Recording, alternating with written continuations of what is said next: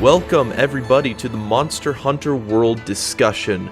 Today we're going to be talking about the Monster Hunter World beta. I will preface this by saying I do not consider myself a Monster Hunter veteran. I have spent the last month putting about 150-ish hours into Monster Hunter 4 Ultimate, but that is the most amount of time I spent with a Monster Hunter game ever. So know that going into this, that I don't have quite that knowledge of where the series has come from that some others might. But I will tell you what I thought of the beta.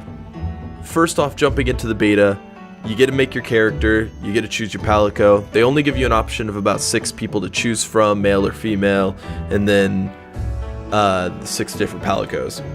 So I know that it's a beta and they're not going to save anything, so there's nothing to complain about there. It's just choose your character, get in, let's try out the game. And that's what the focus was here. They just wanted the main focus to be on gameplay, seeing if you enjoyed the game, and please buy our game. And I think that they've accomplished that, at least. They've accomplished pulling people in who might not at first know much about the Monster Hunter franchise, and this is the first time the Monster Hunter is having the full worldwide release. So it's really interesting to see what they decide to do with the game as a whole when it comes out January 26th. But let's talk about the beta today. So there were 3 different missions you could do in the beta. One map for mission 1 and 3, and another map for mission 2 where you fought the Baroth. So the monsters you had to fight were the Great Jagras, the Baroth, and the Anjanath. So first off, let's start with the Great Jagras. So in this area, this is fucking gorgeous. I could not understand how pretty this area is, and I just got done walking through the area by myself, off camera, just wandering about, and it's just gorgeous. And it's so cool to see the different monsters that can pop up. In Monster Hunter 4, the most you'll see is 3 monsters, and it's very rare you'll run into all 3 at the same time. You might occasionally run into 2 at the same time. But here, I was looking for the Great Jagras off camera, and I ended up stumbling across a Rathalos, which wasn't even a required mission for the demo. It was just interesting to see him, so I tried to fight the Rathalos, and of course, I got absolutely demolished. This Rathalos is nothing like the Rathalos I fought in the past. Or in MH4U at least. I don't know how different MH4U Rathalos is from the rest of the series, but this Rathalos is so much different from that one. He consistently sticks to the air, likes to use his fire attacks, destroys random shit around. He doesn't give a damn, and it's kind of awesome. He's really cool. He killed me in 3 hits. It was a no contest. It didn't help I was using the gun lance, which I'd never used before, even in Monster Hunter 4U, or I'd only used rarely for training missions, but a lot of the weapons are very different, and originally I read you were only going to be able to use 6 different weapon types, but it looked like I think all of them were available here unless they're hiding something for release. But all the ones from Monster Hunter 4U were here and available in the beta, so I got to try out a few of them. I tried to stick to Sword and Shield and Longsword because those were my regulars in MH4U. I have to say, Sword and Shield didn't feel quite as satisfying to use as it did in 4U, but the Longsword was amazing to use, and I used it for both the Great Jagras missions and the Anjanath mission, and both times I really enjoyed using it. So let's the Great Jagras for a first enemy was fine. I have to say that I really wish they would have picked something a little more interesting than the Great Jagras. It didn't seem to have anything special about it. It was just basically a bigger Great Jaggi from MH4U, and it went down just as easily. I cleared it in about 7 minutes. It wasn't much of anything.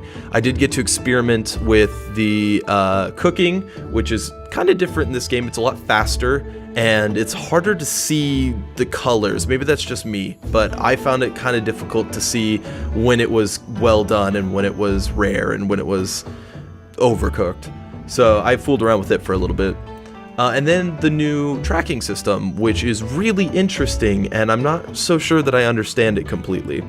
So the monsters leave tracks now, and you can find the carcasses they've eaten, you can find their tracks, and you can find their scales, and those sort of things. And when you find them, it'll cause these bugs to go and look for the next clue or look for the monster itself, and once you've hit a certain threshold, you can see where the monster is on your map and head straight towards them or collect more tracking stuff. I don't know exactly. I think the gathering more tracking stuff after that point simply just increases your score at the end of the mission. Don't quote me on that, but that's just what it seemed like to me. But the Great Jagras wasn't much of a fight, really. I took him down really easily, got to experiment with the bombs. Stones are interesting in this game. So when you pick up stones, you can use them on your slingshot, which is always on your arm. And it's not like its own weapon type. You always have this slingshot that you use to throw things. So if you see stones on the ground, I recommend picking them up because you can use them to set off bombs when the monsters take a rest, or if somebody else happens to set up a bomb at the time. And that's really helpful. I didn't realize that until the Baroth mission. But after the Great Jagras, we go to the second map, which was much more of a swamp. It was like, it had other foresty parts of it, but there was like a desert part and a swamp part, and it was a very interesting map. I can't say that I liked it as much as the first map. I'm not totally sure what the names of them were. But I did enjoy the first map a lot more. It was a lot prettier, a lot more fun it kind of felt like a maze, like it climbed really high, and the Rathalos nest is so high up on the map. It's really cool to look down at the rest of the map from up there. I didn't really get any feeling of wonder in the desert swampiness. It just kind of felt dreary and a little, not boring, but like just not really all that interesting to me. So the Baroth was interesting, though. I talked to a friend, and he said he thought the Baroth was a really easy fight, but in my fight with him, and maybe it's because I was using Sword and Shield, which the Sword and Shield available in this beta was not very impressive. It did not feel as fun to use, and the damage on it felt really lackluster.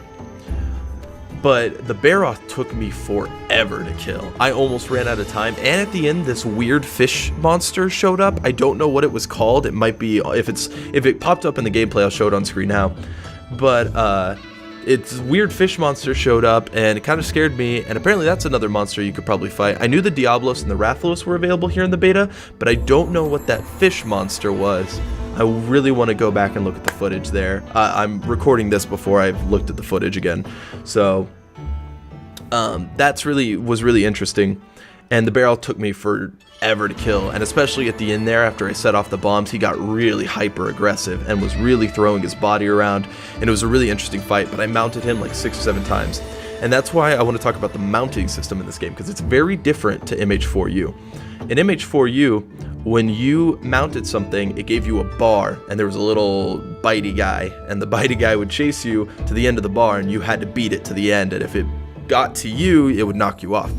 In this game, not only is there no bar or anything, there's a little circle around your map, and I don't know how to read it. It was really confusing when I mounted. I didn't know how to read it, and it just tells you when to cling and when to stab, which is fine. But the more interesting and more fun part that I really liked is that you can switch between body parts, so you can focus to break certain areas, and you can switch body parts to avoid being knocked off. So there's an example where the Baroth, I'm on its head or its tail, and it tries to fling its body at a wall, so I had to flip to its body so that it would just bang its tail or bang its head uselessly against it. There was another great example when I was fighting the Angenoth, where the Angenoth tried to headbutt a tree, and when it headbutted the tree, I dodged and avoided, but the tree fell over and trapped it, and it was trapped in place. And I don't know if it was injured enough, I could have jumped out and maybe caught it, but I don't know if catching's even available. I didn't see any trank bombs or anything like that when I was playing, so I don't know how capturing works in this game. It might be the same, it might be different. I haven't experimented yet. And I do plan to maybe come back with another video sometime soon about the multiplayer side of things. I haven't had a chance to play any multiplayer. All my friends have been busy, and I really wanted to get this out here today. So, the Baroth was pretty annoying, the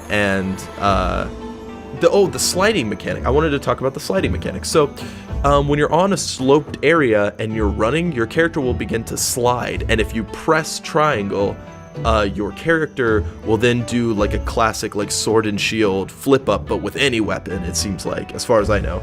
I haven't tried it out with some of the bigger weapons, but the longsword and sword and shield could both do the jumping tack off slide, and it was a really effective mounting tool, and it was really cool to see. And also, if you start the slide animation but then stop running, it just looks like your guy's about to fall over, and I think it looks really funny, so I enjoyed that. So next up is the Anjanath. And the Anjanath was really interesting. I mean, it was pretty, there wasn't anything too crazy about it. It was just like a kind of furry, big T-Rex monster, but it had a lot of stuff that would come out of it. Like, it grew like a spinal thing, and then it grew a thing on its head that would go back inside of its head. It was really interesting and weird, but it wasn't really anything crazy. Honestly, I have to say that the Baroth was more annoying / more difficult to fight than the Anjanath, but the Anjanath actually accomplished killing me, but off of stun, which was also interesting. When you get stunned in MH4U, you can mash the thumbstick and face buttons to get out, and if you're really quick about it, you can get out in less than a second. But here, I'll let it play in full how long I was stunned. I don't know how long it was. It could have been close to 3 seconds, but it felt like forever. I could not move, I could not block, I couldn't do anything, and I was forced to take the kill. And even after it felt like I had broken the stun, my character still stopped to like check his forehead or rub his temple. I don't know what he was doing. That was really frustrating. That wasn't the fun kind of like, oh man, he got me. That was like, why the fuck am I not moving? Like, that was frustrating to deal with. Also, interesting enough, there are these toads that I didn't see before. I thought the Anjanath paralyzed me at one point, but actually it's this toad. I don't know if I can get a good shot of it from the footage I have, but when I went back, I found the toads, and if you attack them or attack near them, they puff up and spew out paralysis dust, and that'll paralyze you. So that was really interesting. The world feels so alive in Monster Hunter World. It's just like there's so many different monsters out and about, and they herd together, and there's so many of them, and the world is big and vast, and there's so many places to explore, and it's going to be really interesting to see just how many maps there are available in the full game, just how many monsters there are available to hunt in the full game, what kind of multiplayer content the game really brings out, because they've talked about how the multiplayer and single player are now kind of one story rather than the single player being a separate caravan and the multiplayer being its own guild hall.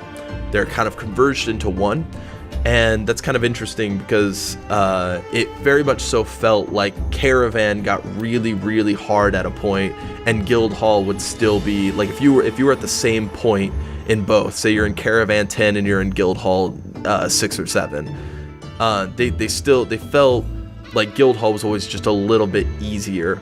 And with that maybe not necessarily being the case this time around, it'll be interesting to see how that affects things. So the gameplay was solid. The longsword was fun as hell to use. I want to play around with Gunlance a little bit, and there's still plenty of time in the beta to try things out.